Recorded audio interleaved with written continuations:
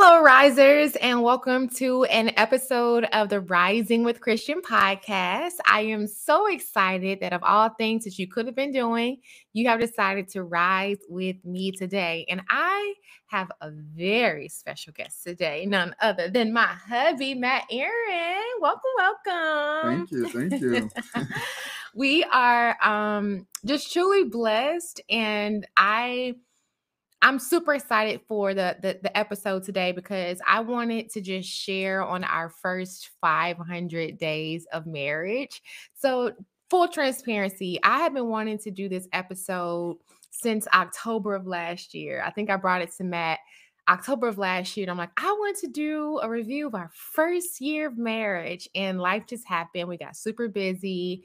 And just last week, I said, I think we should do our first 500. And so I went to the calendar. I saw when we got married, which was October 2020, to the date that I researched, it was like 502 days. And so I said, oh, yes, this episode is happening. We've learned so much. And we truly feel that it's a ministry for us to share our knowledge and our transparency with others so that they can rise in their love and their business. So, I'm happy to have you again. Thanks for having me. Extremely proud of the podcast and just blessed to be here. Awesome. So for those who do not know, Matt Aaron is my husband. He is my husband, and he's the founder of Luxwealth Planning, which is a comprehensive financial planning firm in the DC area. He has clients all throughout the world. He's an entrepreneur. He is a success business coach. Like, he just does so much, and I learned so much from him. So as we talk about the first 500, I would actually like for you to go first because we're going to be sharing tips. I think we have about 8. We may sneak in another. We'll just see how it goes. But we're just going to share 8 tips of knowledge and wisdom that we've learned that has really helped our foundation as we grow in love. So let's get it. What's number 1 for you? What is the first thing you want to share in our first 500? So I would say the number 1 would be listen, right? I found that the more I listen to, you, whether that be like actually hearing you speak or just even your nonverbal communication. I feel like the more I listen, the more I'm able to be intentional about, your needs, anticipating your needs, and just being thoughtful around how can I, serve, and how do I, focus on bringing peace, right? And so I believe that listening also allows me to be 2 steps ahead, right? The more you can be 2 steps ahead, it gives you the opportunity to anticipate needs and then also create an environment intentionally where it fosters positivity, it fosters communication. And then last thing is just compromising, right? Like, being able to understand, like, you have your opinions, I have my opinions. We came to the relationship with 2 different worlds, right? Yeah. So when bringing those together, it's about, okay, how do I listen so that I can fit my world into your world and vice versa? And so I say that'd be my number 1. Yeah, that's good. And in regards to listening, what came to mind for me is like listening is a dialogue and not a monologue. And I heard that from a married couple. She was married, I believe, 30 years. And she always said that when you communicate, that you are not to just get your side across. And trust me, it's not always easy. Like, we are learning how to communicate. We're learning body gestures. We're learning silence. We're learning. Matt can just read my facial expressions. I'm working on that, y'all. Hey, them facial expressions are real. I'm working on it. I remember one time I had on a mask and he's like, I can't read her face. I'm like, good. I'm trying to work on that.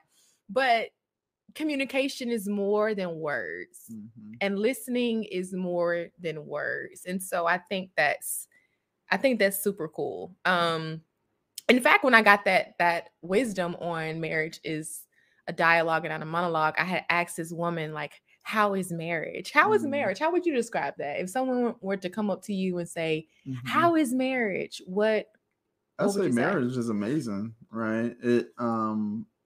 It's like anything else in life, right? It's not gonna be easy. You got to work at it, Mm-hmm. but when you look at it in a more comprehensive way, ultimately it's amazing, right? Mm-hmm. So I wake up excited and happy to be married every day, and it doesn't suck that you're beautiful, Thank you. and Thank you, love. Thank and you got a you. good spirit, but at the same time, right, there's always two sides, right? And so we Mm-hmm. have to learn how to just navigate it. It's really like it's a marathon, not a sprint, Yeah. and it's an ongoing marathon. It never stops. So Mm-hmm. um, that's how I would describe it. That's good. And it is a beautiful thing. It takes work, but it's so beautiful when you marry the right person. Like, there's been times where I'm like, oh, if I would have done this for such and such, it just would not have worked out. And then you just have this praise break, like, Lord, I had heartbreak and I had all this, but God, you know who I need. You know what my purpose is, which brings me to number two. The second thing that I wanted to highlight that I found to be very important is to know your individual purpose. Why? Because marriage serves a collective purpose. We Mm-hmm. we come and we unite with God to serve a greater purpose. And just to be completely transparent, when Matt met me, I had lunch rise. I had just wrote a devotional book. I was working two jobs. Okay. I was working as a nurse. I was working as a youth pastor. I was just grinding. I had just launched my coaching business. I was on fire. And then about a year later, the Holy Spirit told me to walk away from nursing. And I just went through this journey of what is my purpose and what am I called to do? And God, what is happening here? And it weighed on me. It weighed on my emotions. It weighed on how I showed up. I didn't feel my best. And so for me to look at Matt hustling and grinding and doing what he's called to do, I loved him and I supported that. But sometimes it's like, well, dang, I want to be on fire like that. I want to have a day where I don't feel like I just wasted my entire day. And that, I would say, brought some tension within myself, and we had to communicate about it. But when I was reconnected with my purpose, right? My purpose is not solely to be a wife. My purpose is not to cook and clean. My purpose is greater. It's why I was placed here on this earth. And if you go into a relationship thinking that this ring or this marriage or this wedding ceremony is going to fulfill you, it's not. It is not. And so I think it's so important, especially for women, because we're nurturers. Like, Mm-hmm. I'm worried about what he's gonna eat before I even think about what I'm gonna eat. But it's Mm-hmm. like, okay, know yourself, sis. Like, know who you are, know what you bring to the table. Even if you're lost, even if you're confused, you say, I still somebody. I know what I'm good at. I know what I like.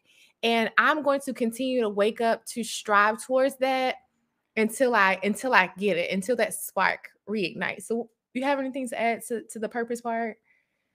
Yeah, I think that the purpose, it evolves, right? And your purpose may have been one thing when you were, Mm-hmm. you know, 25 versus when you're 30, your purpose might be different. And Mm-hmm. I think it's important to understand your uniqueness.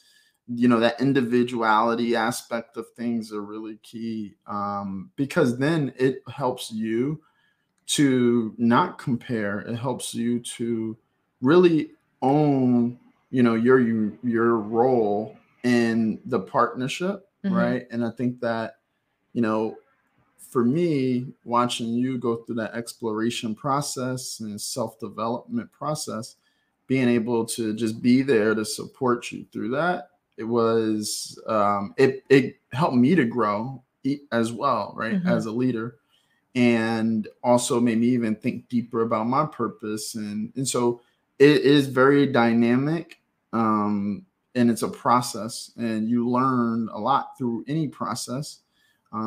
So I just say, continue to explore, because who we are today is not who we're going to be 5 years from now. And if we are, shame on us. Yeah. I mean, it evolves. And I think about like the foods that I used to meal prep for you. We don't eat that anymore. Like we don't like chicken teriyaki with brown rice. Like we're on some other stuff now. And so you're constantly evolving with time. I don't want to be the same wife I am 5 years from now. Like I want to change. I want to be better. I want to grow. I want to experience more. So I think that the evolution piece is key. It is key. What's number 2 for you? Number 2 for me would be knowing your strengths and weaknesses. I think that specifically in marriage, right, being able to offer your strengths to support your spouse or your partner's goals and needs is critical, because that's like the cheat code, right? Like, because I know my strength, I'm going to play in that lane, and I'm going to be a great husband as a result, because I'm going to do it and I'm going to do it well.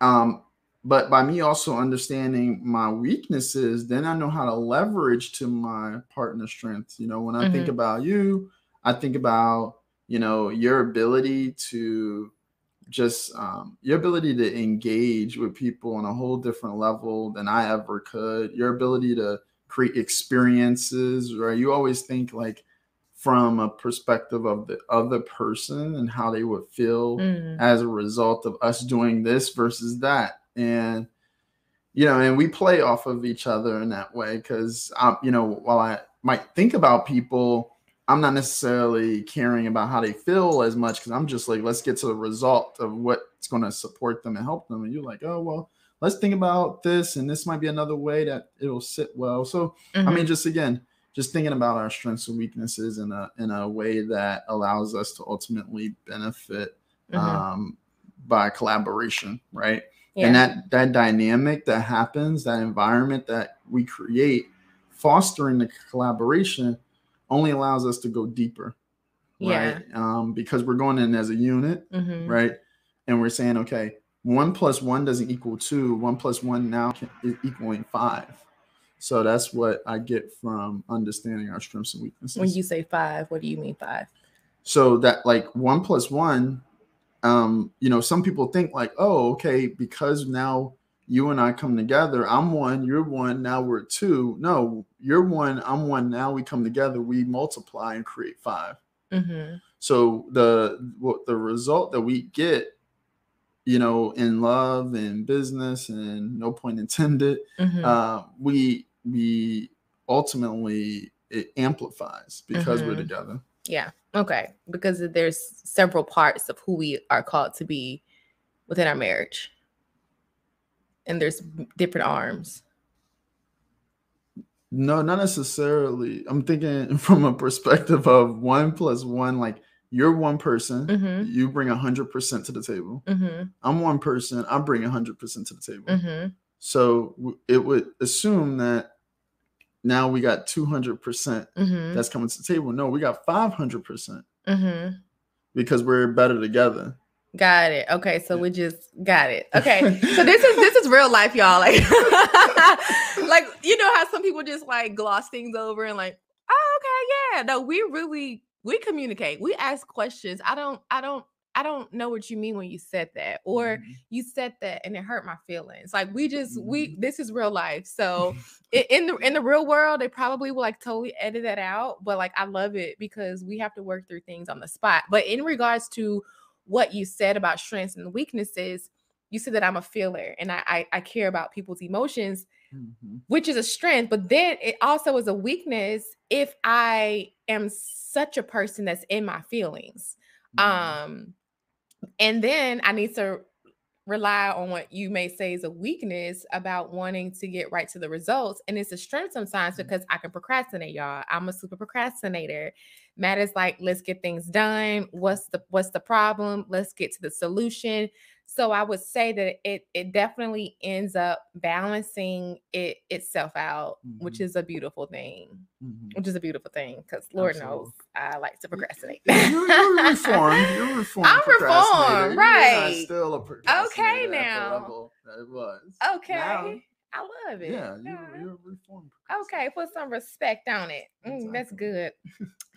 For me, I have next, trust is key. And when we talk about trust, oftentimes we talk about in the realm of fidelity or just being monogamous. But trust is key for me, just in a more complex way. So can I trust you with my emotions? Can I trust that you will take care of me and be inconvenienced? And I put the quotes around that when I'm sick.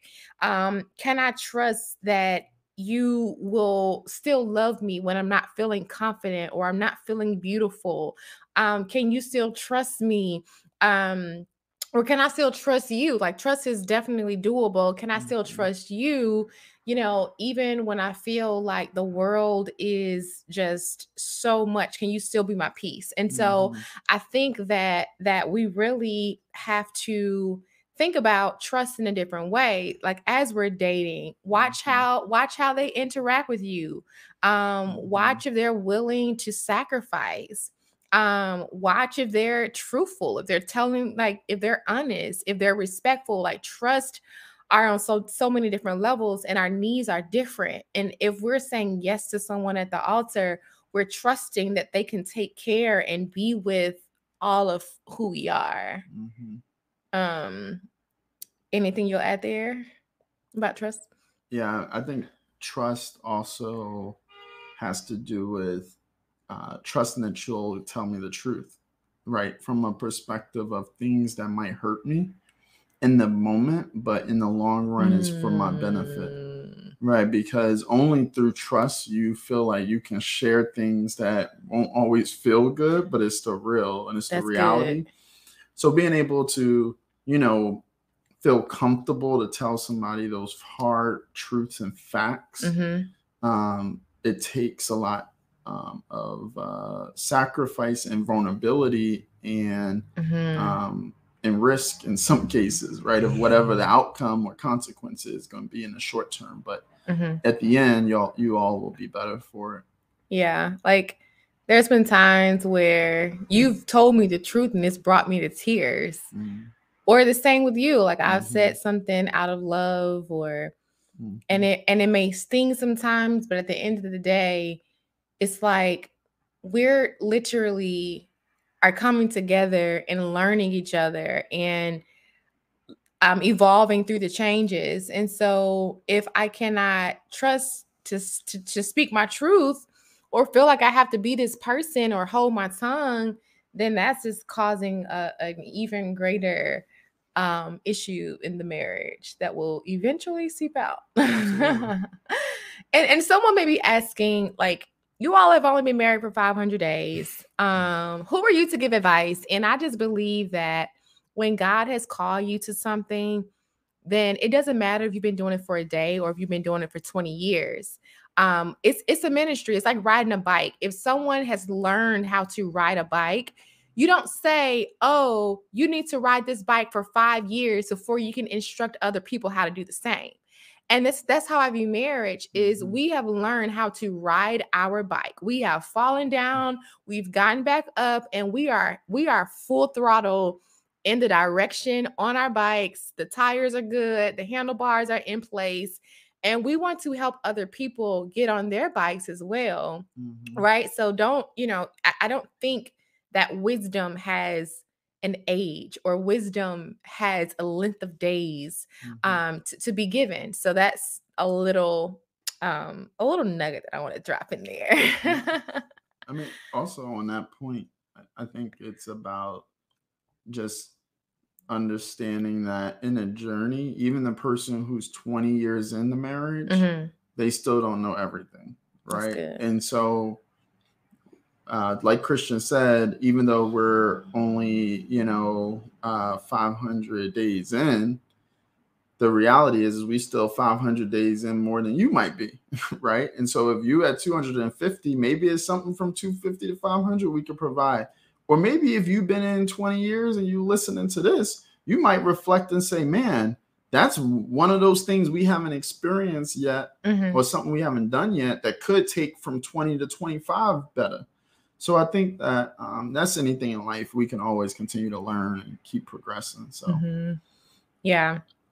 I'm going to go to my next one. Okay. All right. So my next one says to be your own thermostat and not a thermometer. And I'm going to break that down for y'all. I'm going to break it down. So a thermostat, we mostly have this in our home. We can go and we can control the temperature of our home by pressing a button, whether we want the temperature to go high or we want the home to be colder. We can go and we can determine the temperature of our home. That is the thermostat. All right. That is the apparatus, the device that sets the temperature. The thermometer goes into the environment and read what the thermostat has set. So it can be manipulated based off of what's been predetermined. So as it relates to marriage, you have to realize that you are the thermostat. You set the temperature in your home. I don't care what the temperature is of your neighbor. I don't care what your role models on social are doing. That is their home. That is their temperature. And honestly, unless you're living in it, they can tell you what the temperature is and you don't know. You can't validate that. You can't verify that. So when I talk about setting a temperature, like I cook 100%. I'm okay with that now. Because I understand that. Whoop, whoop, whoop. Yeah. I'm okay with that now because when I first entered the marriage, I felt like I had to cook every day. And man, it's like, you don't have to cook every day, girl. Like you can go out and get some dine out and that's fine. So we had to communicate that, Matt cleans better than I clean. And I'm okay with that. Most people may think, oh, the woman cleans the house. Matt is tidy. Matt is like a minimalist. He's clean. He's tidy. He can scrub in the corners. That's not my forte. And that's okay with our home. If I see the trash is full, I'll take it out. Just open the door and set it right outside the apartment. But there's no rigidness. There's no blueprint that is set by others or society because we set the temperature in our own home. Like Matt likes to go out. I don't really like to go out like that, but I'm about to travel several trips over the next month. He's okay with that. Like we do what is best for us, and we realize that no one else can set our temperature in our home. Yeah, I mean, it's funny that you said that because somebody asked me earlier. It was like, dang, you okay with Christian like traveling, so much over the next couple months? I'm like, I mean, that's, whatever's going to give her peace and whatever's going to give me peace, that's what we need to do. And so, and that's us controlling our temperature in our home, right? And so when we're together, we're together. When we're apart, we're apart. And we still know that the love is there. And that's all that matters, And so understanding how you can, not makeshift, but how you can construct your world to fit what's going to make you most productive and successful. Yeah. And even as you're talking, the advice part just really spoke to my spirit. Like, in marriage, you cannot go to everyone for advice, right? So people will always have an opinion. They will always feel like things can go certain ways, especially family or friends. And you have to watch who you seek advice from, because advice seekers, like if you go to the wrong person, they can either destroy your marriage or they can build it up. And I sound real country when I say that, build it up. Okay, I'm from Alabama. But you have to realize that when you're in conversation or when you're sharing things about your marriage, you're not trying to get validation from anyone else. You're confident that I'm traveling, and that's okay. So someone else's wisdom doesn't matter because you've already made up your mind. And if we lack wisdom, Matt and I, we seek counseling, we seek marriage counseling, we read books, we read devotionals, we go to people who we feel like will not gossip, but will give the gospel, or, will be godly. And so when you said that, I just thought that I would just bring that up, because too many people have made long-lasting decisions in their marriage from a temporary conversation that was not ordained by God. That made me think about something too. Oh, what's on your mind? Because I know a lot of women listen to your podcast, and I think it's just important to, watch the advice of your friends who might be almost in jealousy of what you have, right? Because especially if you and your spouse winning in life, they find one little thing or one moment to try to, tear it down because they can't have what you have, and or they don't even know what it really feels like to be married, right? So if they're not married, that doesn't mean they can't give you wisdom, because they might be able to see something that you can't see, but you still have to, interpret it in a way that is from a lens of positivity and support versus in a lens of, oh yeah, you are right. X, Y, and Z. So I think it's important to, just have your own personal confidence and establish your own opinion, but take it with a grain of salt when other people might be trying to get in your marriage, because they, it's a natural thing. I call it the herd mentality. The same thing happens when it comes to, investments, right? Like if you got a bunch of friends that are conservative, or they make a bet, like they see the markets going down, they all end up selling out because they told me to, I should sell, and your friend tell you to sell. But then if you got your friends who are bullish and they're positive, and they're like, hey girl, I know this might be going on, but still, look at these things that has going well, and then move you in the right direction. That's positive momentum. So just make sure you're surrounding yourself around the right people. That's going to help you to build you up and not take you down. Yeah. So in conclusion, don't be out here advice hopping, y'all.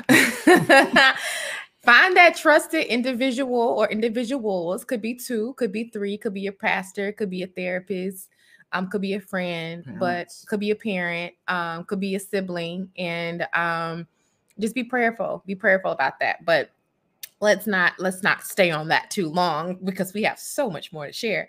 Did I go last? You did. Yes, it's your turn, man of God. So if y'all don't know, Christian's an alpha woman. She, not AKA, but okay. All right. So my number 3 is intentionally learn to love your partner's family. I love Christian's family. And, for me, I feel like the more you love your partner's family, you gain a deeper relationship even with your partner, right? Because you start understanding their roots of where they come from, and maybe even where some of their mentality might come from, whether that be good or bad. You learn about, just how they grew up, and that might even kind of help to, manage relationship expectations. And then you also create an environment where they feel safe to come to you if they need something, or vice versa. You feel comfortable to go to them if you need advice, because they know your partner more than you might know your partner at beginning stages, maybe. And so they might be able to give you some advice that can support and foster your relationship.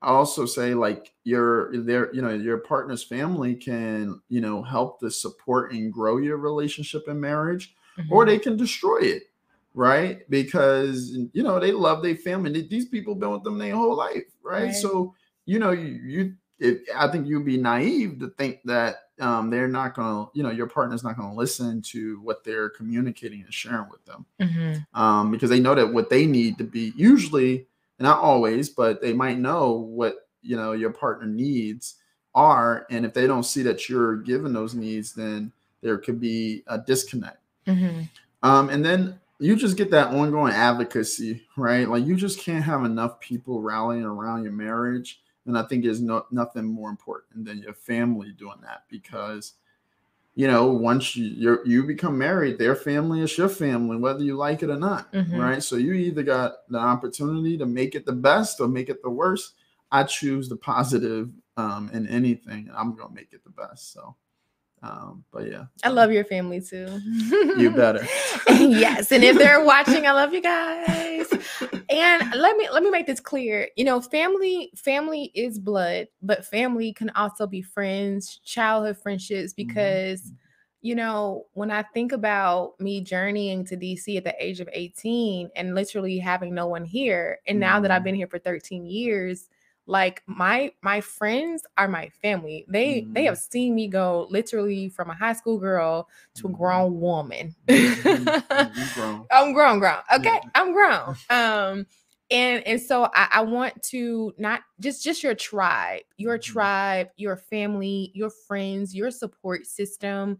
And if it's not where you want it to be, just pray. There's nothing that you cannot bring to God in prayer. And so I think that tribe, that family, that friend piece is so key.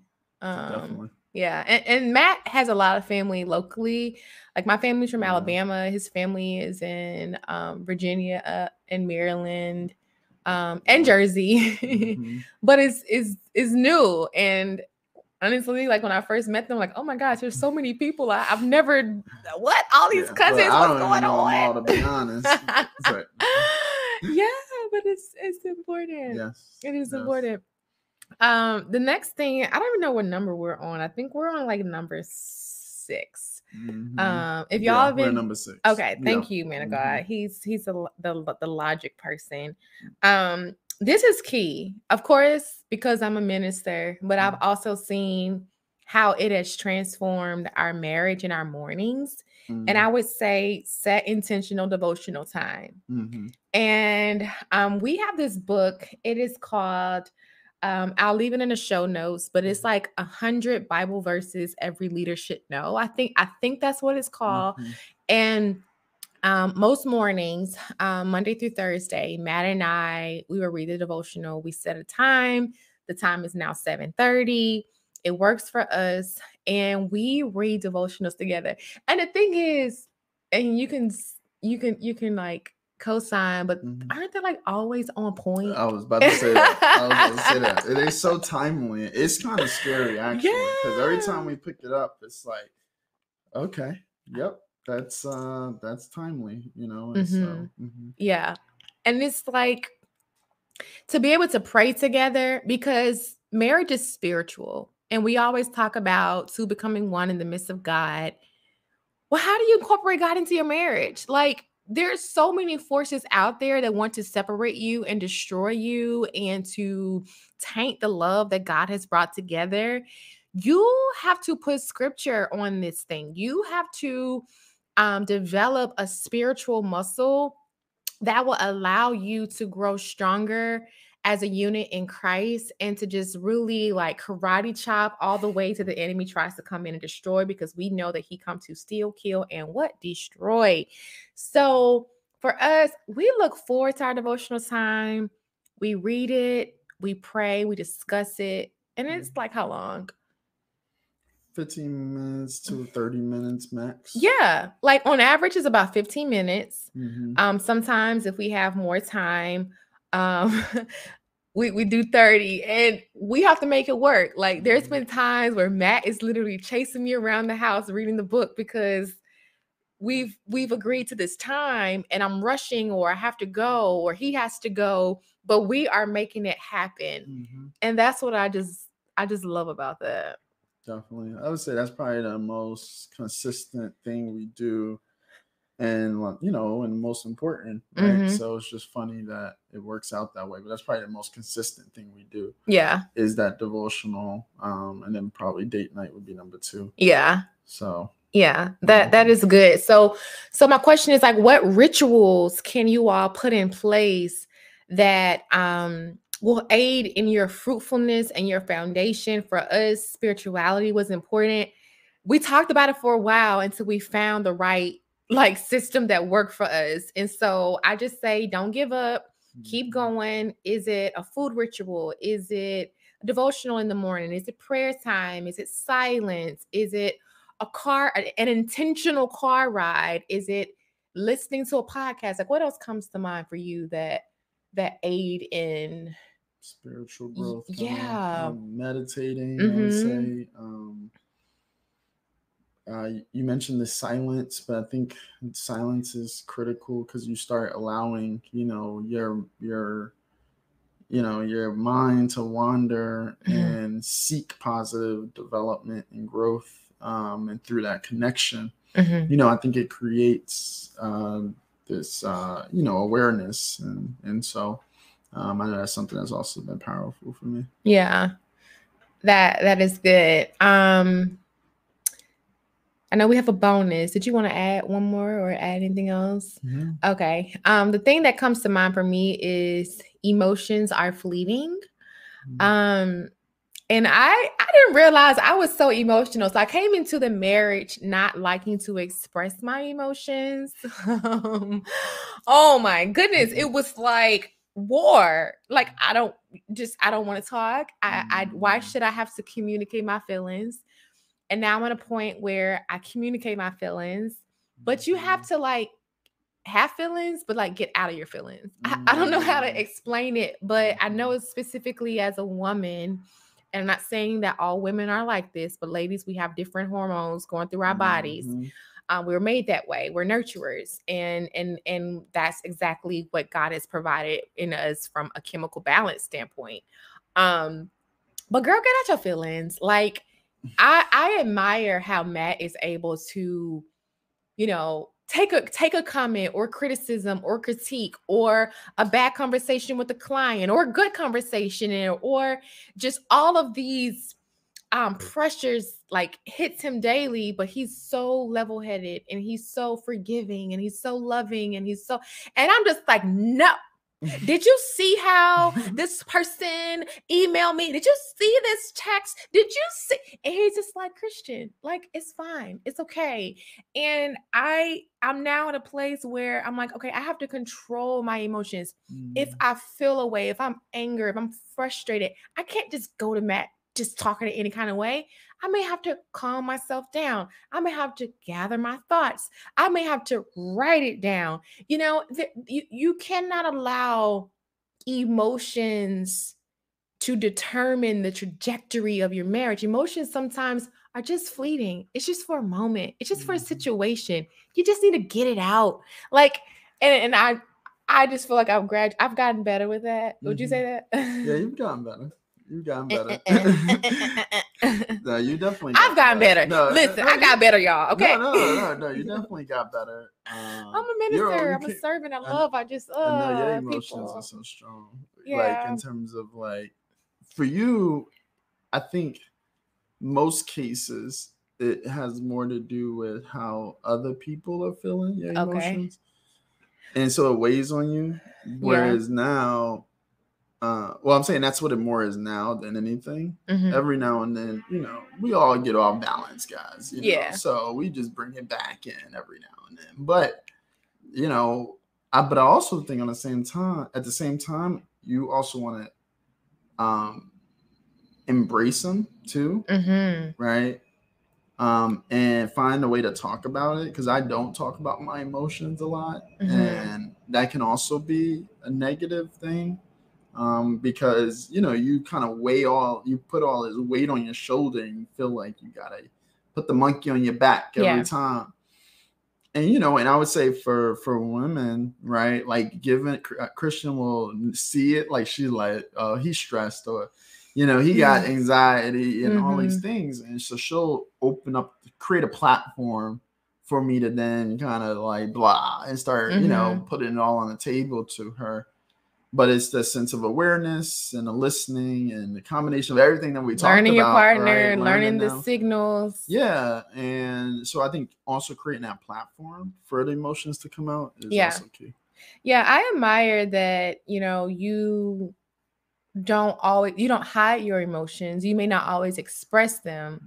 Mhm. But like you said, you're at a point now where you do talk about it more. And I know there's some men who's listening, or there's some women who's dating some men, or married to some men, and they feel like their partner doesn't open up. Like, what do you feel helped you to open up? Was it something that happened or clicked on the inside of you? Was it something that I did? Like, how can you, like what was that catalyst that said, okay, I'm going to be a bit more vulnerable now? Yeah. Well, I guess we established already a foundation of trust. Okay. So I know that me sharing my feelings won't put me in a bad position, right? The only outcome Mm, can be me being uncomfortable. That's the only outcome. There's no negative outcome that could come from me sharing with you how I feel. mm-hmm, And, when I do share how I feel and what's going on, you always will, take it. And you also do a good job of listening and interpreting before you respond.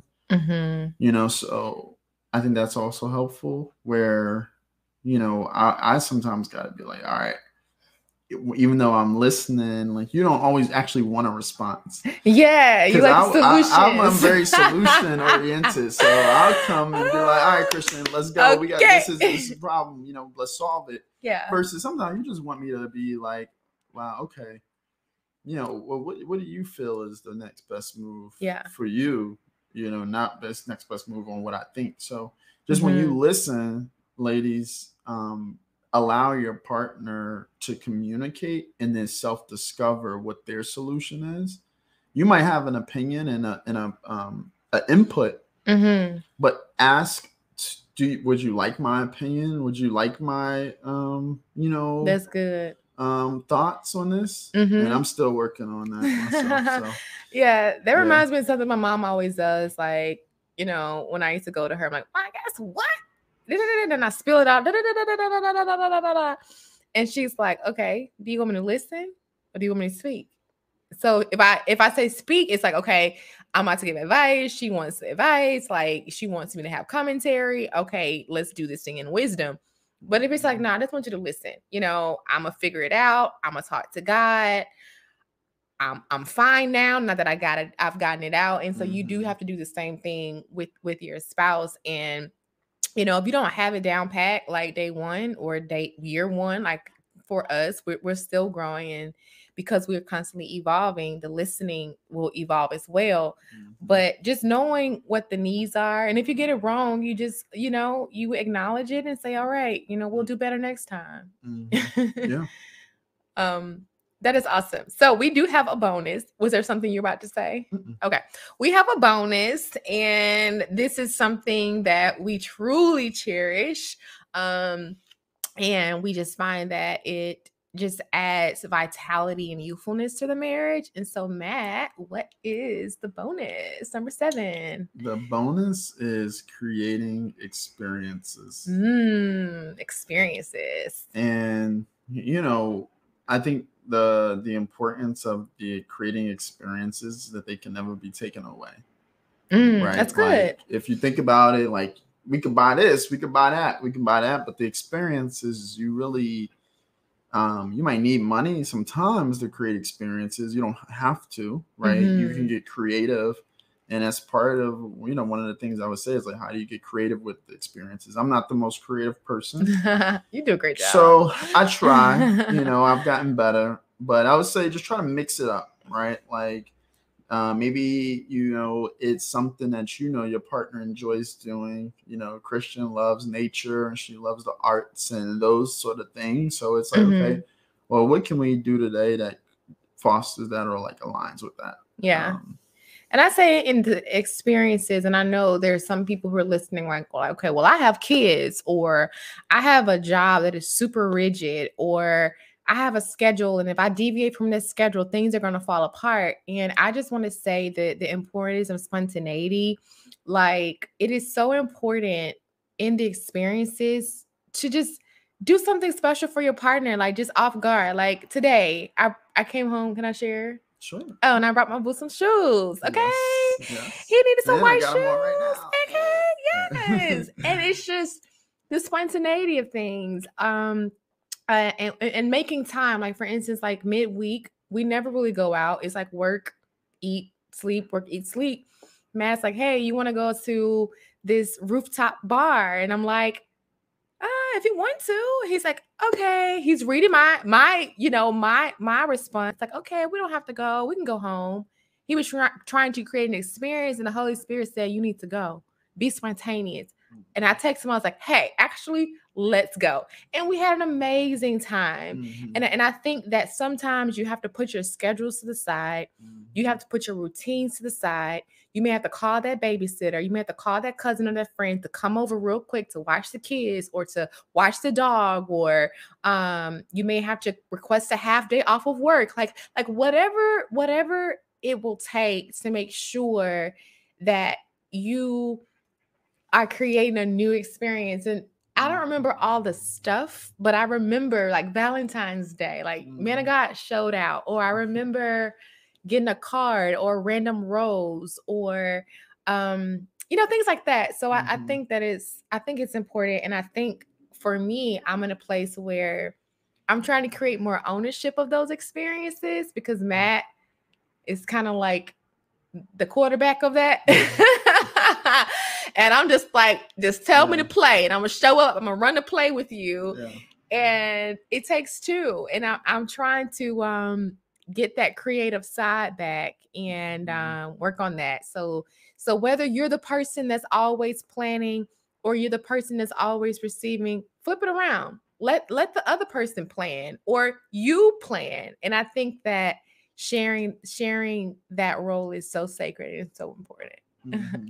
But I do think that, like, the reason why I kind of gained some ownership there is because I also realized you manage a lot of balls. Like, I got the opportunity to focus on my business, and even though there's a lot of balls moving within my business, it's still my one lane. Whereas Christian, she got her hands over here, she got her hands over there, she got her hands over here. And so I just know it's a lot of worlds for her to balance. And, Thank you. You ain't the most organized and those things. So you needed me to step up, because I wasn't always that way. I had to step up and try to fill in that gap to make for the benefit of our family and, and ultimate happiness. Right. So that was, a thing that I noticed. Yeah. So, and it's a breath of fresh air. Yeah, you do have to pick up the burden, and it's a breath of fresh air because, in a given week, I'm thinking about all the stuff that I have to manage with our house and my small role with Lux and my ministry, and it's a lot of coordinating, and you do it in love, right? But it is refreshing to know, like, okay, that's one other area that I don't have to think about, but at the same time, you need your experience too. You need your spontaneity. Yes, you do. With your new shoes on, man of God.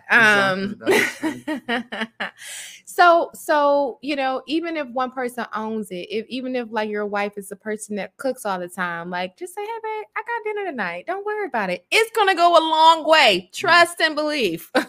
Or get the best chef in the world to come and cook. That doesn't sound bad either. There you go.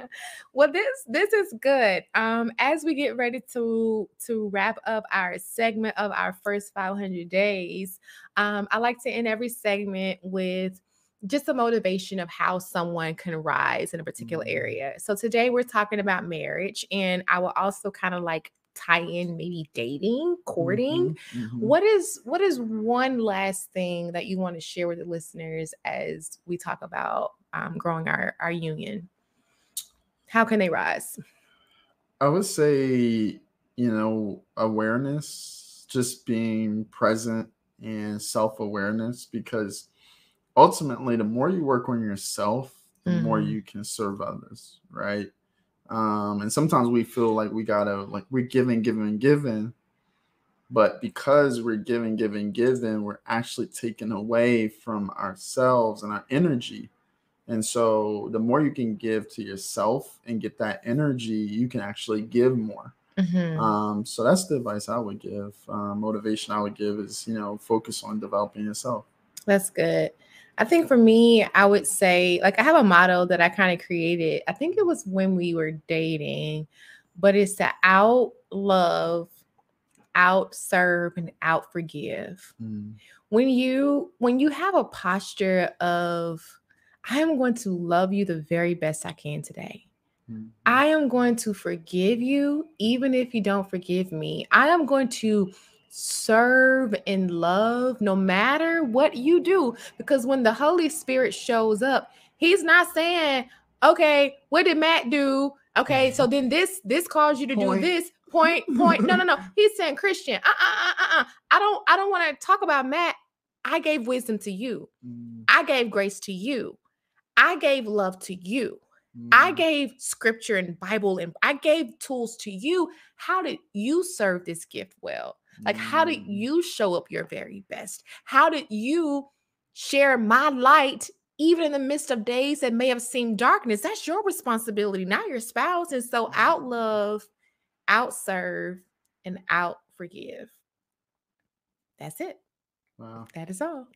I love it. Awesome. Well, I hope and pray that you all have enjoyed our segment. If you are watching on our YouTube channel, I ask that you like and subscribe and you share. If you are listening on Apple Podcasts or any podcast platform, please just leave a 5-star rating and make sure you comment, because we want to make sure that we are growing our community and that we are rising together. So thank you again for tuning in to another episode of Rising with Christian Podcast. Can you please help me thank my guests, my amazing bestie, Matt Aaron? Thanks so much for having me. It's been a pleasure. Absolutely. Well, we're grateful that you're here, and we ask that you all have an amazing week and continue to rise, because the world is waiting. Bye-bye. Bye. Thank you so much for tuning in to the Rising with Christian podcast. There is someone you know who could be blessed by this episode, so share it with a friend, be a blessing, and don't forget to subscribe to the channel. All right, guys, have a wonderful week, and don't forget to rise today, because your future is now.